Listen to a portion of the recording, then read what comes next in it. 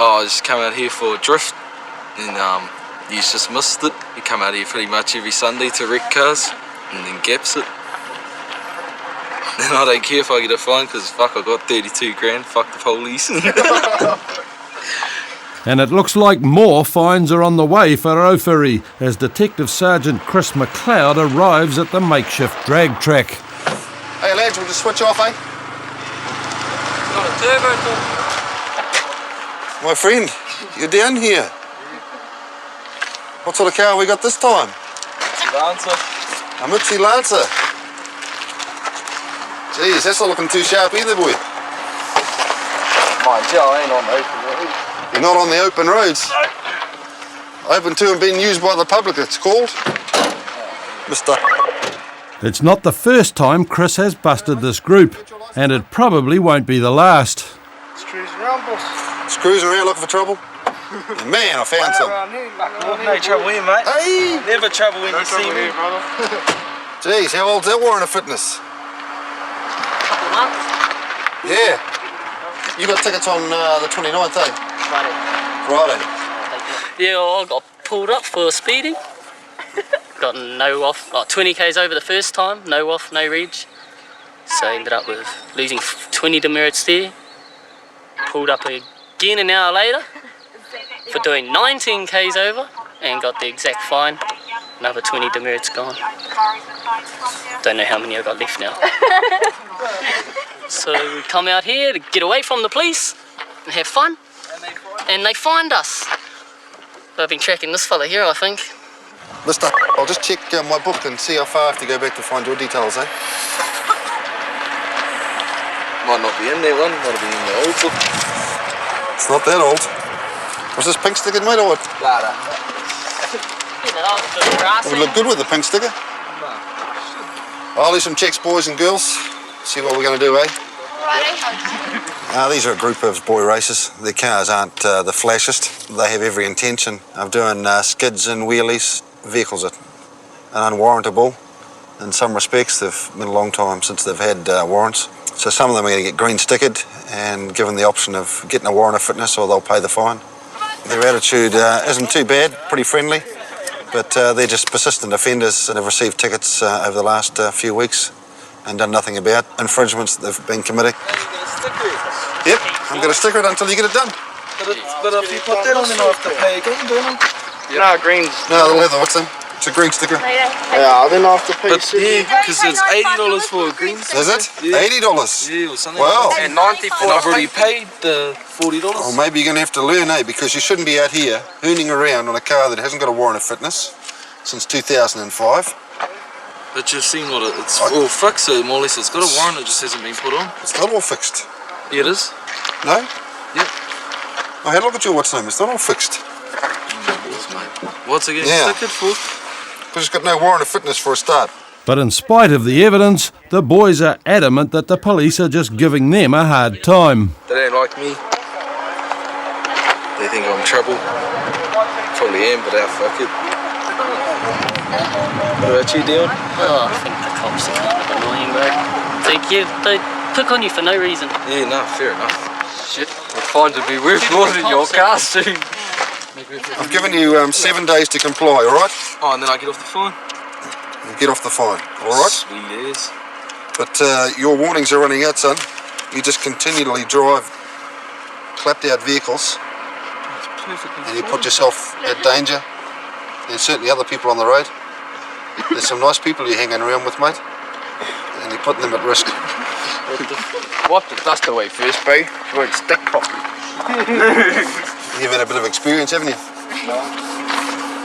Now, you know the removal of that sticker costs you 600, eh? 750. 750, Axel.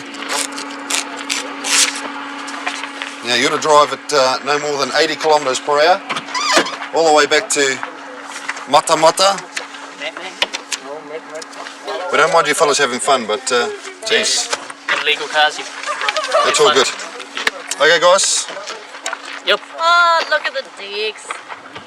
With stickers and fines tallying up like a one-day cricket score, the boys are on their way. But Chris can guarantee he'll be seeing this group again. Auckland Constables Colette O'Regan and Kurt Weinecke are on their way to sort out an all-too-common disorder.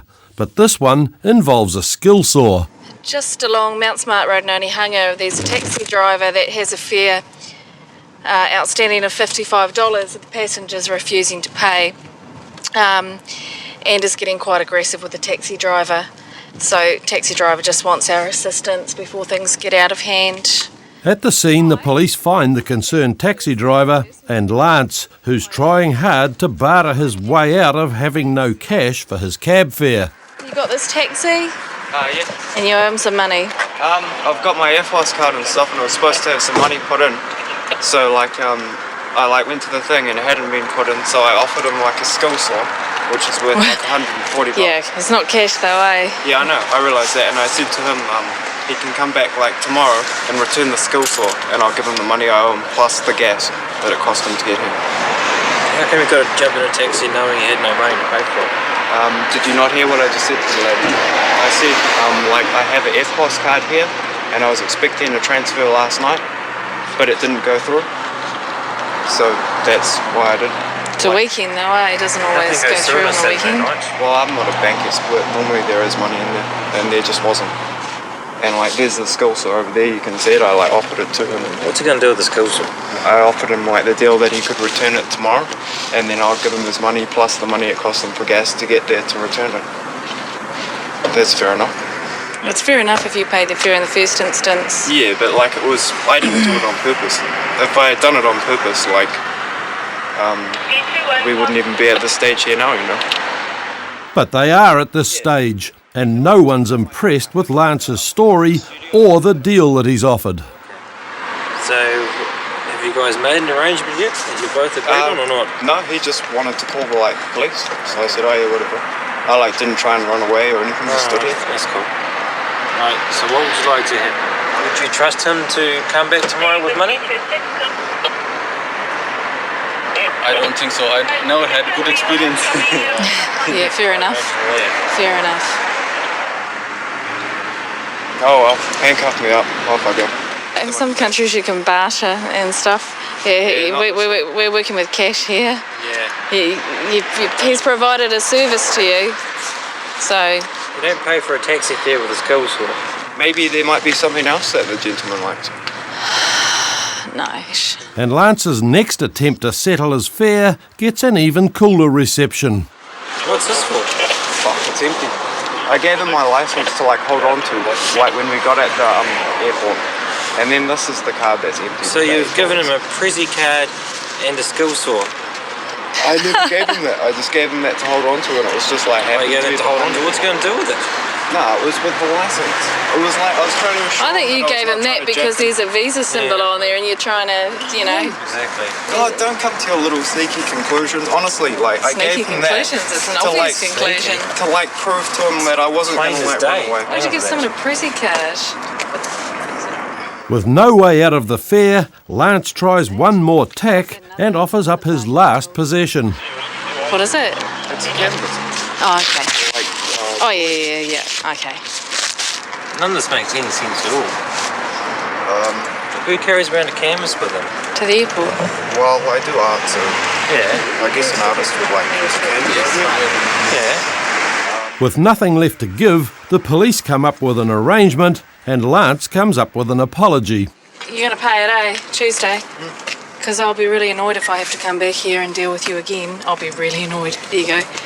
Okay? Cool. Thank you, guys. All right. Thank you for not arresting me. Sorry about the inconvenience to it, but I'll see you on Tuesday at 9. All right. Thank you. We've just come to a bit of an arrangement between the taxi driver and this guy here. Basically, it's Sunday night now. He's got till Tuesday morning to pay up the $59 for the fare. So hopefully that will be the end of it. But much to Colette's frustration, that wasn't the end of it. Lance never turned up on Tuesday, and after several attempts to track him down, his boss ended up paying the fare. It's Wednesday night in central Auckland, and Sergeant Andy Murdoch and Constable June Tairua are on their way to a K Road car park where another officer has come across a car he suspects is stolen. Subaru Legacy and... popular vehicle to steal, particularly in the city. So we'll wander up and see what we've got. When they arrive at the scene, they find Sergeant Brent English trying to get to the bottom of the suspicious Subaru, as well as Dean, the car's evasive owner. Have you got his details, mate? I was giving a different surname to what's on there. They've ordered his details. Come and have a chat, fella. Was this you, mate?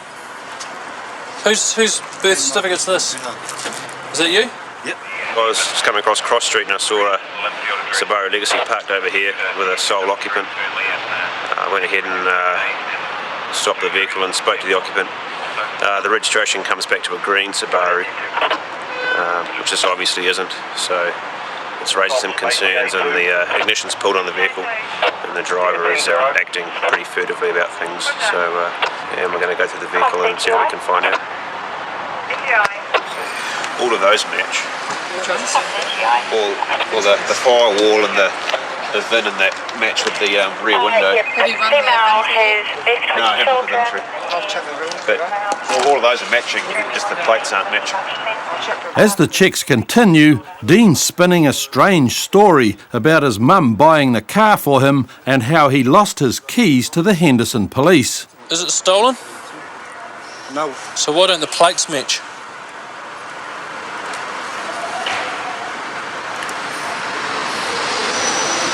Caught that people the day before yesterday asked me to check them up. Yep. And I haven't actually got around to it because Yep. it was only the day before yesterday, a couple of days ago.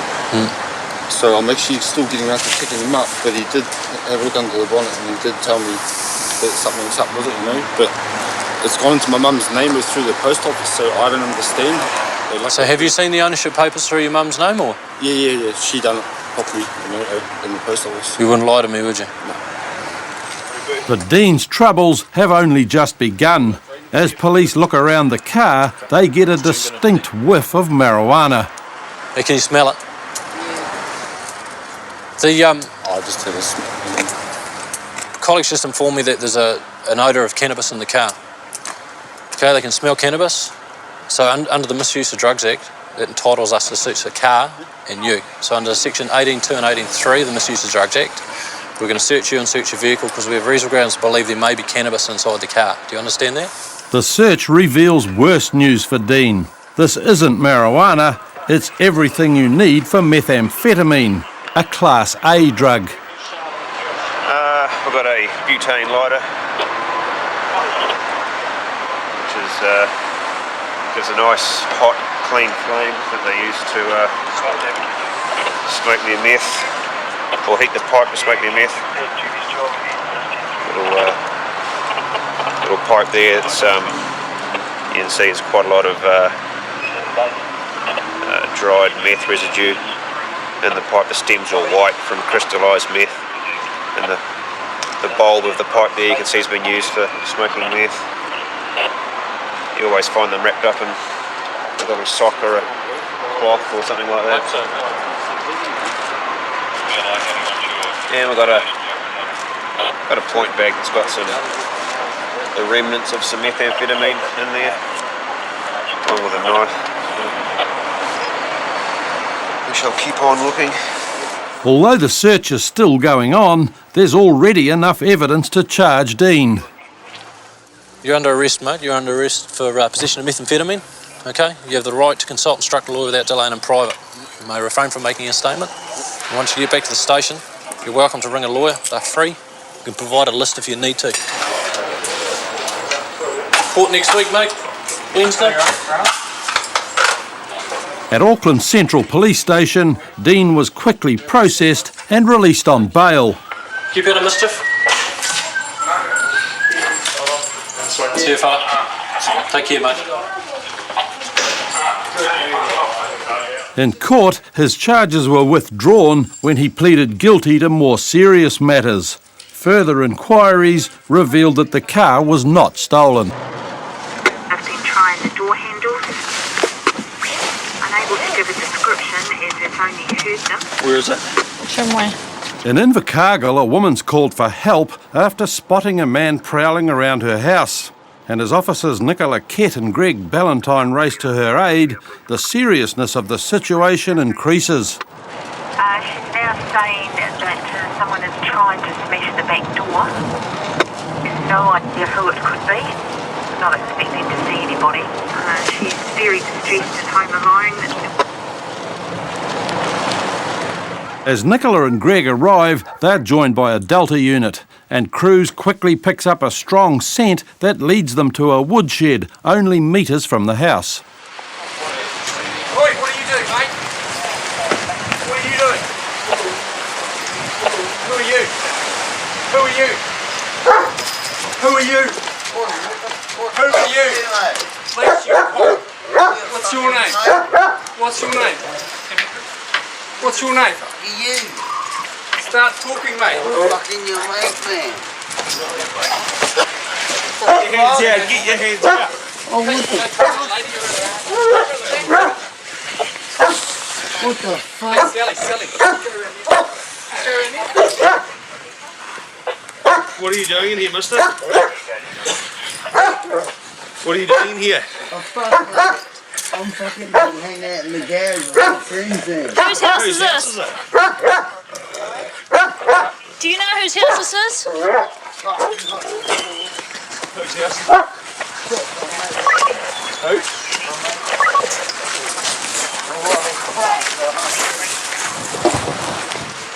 What are you doing here? I'm just with my friends out. Well, what's his name? Wade. Wade who? Wade. Where are you? Fucking like, What's the address?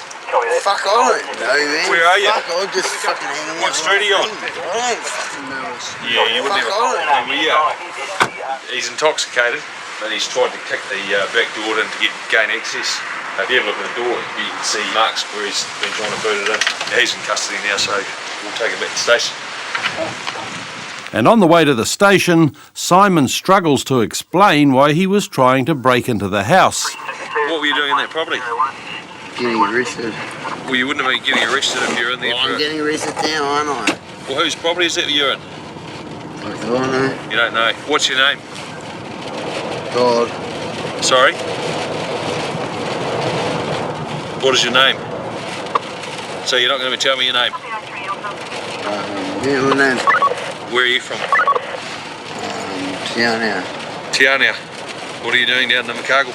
I live here. How long have you lived here? 3 weeks. You been drinking tonight? Possibly. I can just smell the alcohol on you. Mm-hmm. And where are you living in Invercargill? No. You're not? You just told me you were. I said I come to Invercargill from Tiana. You said you were living in Invercargill. Oh, am I? Well, no, you were telling the story, mate. Am I? Do you know the person's house you're in there before? Yeah. Who was it? Daniel. Daniel who? Daniel. Daniel. Yeah, or Daniel. You said before you went to see it, visit a mate called Wade that lived there. Oh, yeah? Yeah. Oh, I probably pissed when I said that. Oh, yeah? Yeah. So you're not pissed now? No.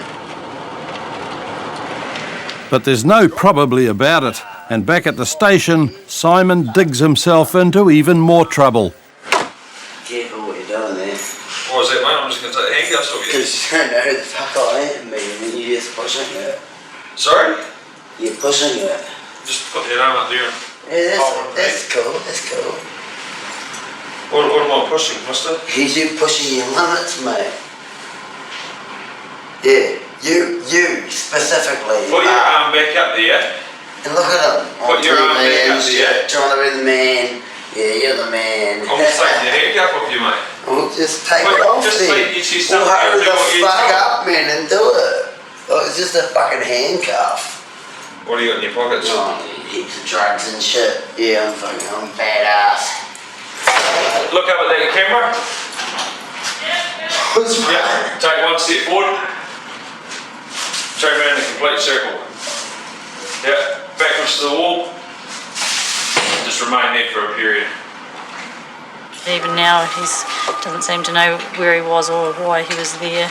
So I think alcohol probably has a bit of a factor there, but he certainly wasn't supposed to be there, so he's been charged at the moment with unlawfully on property, and we may review those charges later. I don't know that I kicked any doors, but being found on another person's property is pretty much more than likely. Yep, I don't remember being on anyone's property. I haven't been convicted of being on anyone's property, and I don't know why I'm here. But following a solid night's sleep, Simon's memory came back and he pleaded guilty to charges of unlawfully being in a building. He was ordered to complete 75 hours of community work and received 9 months supervision.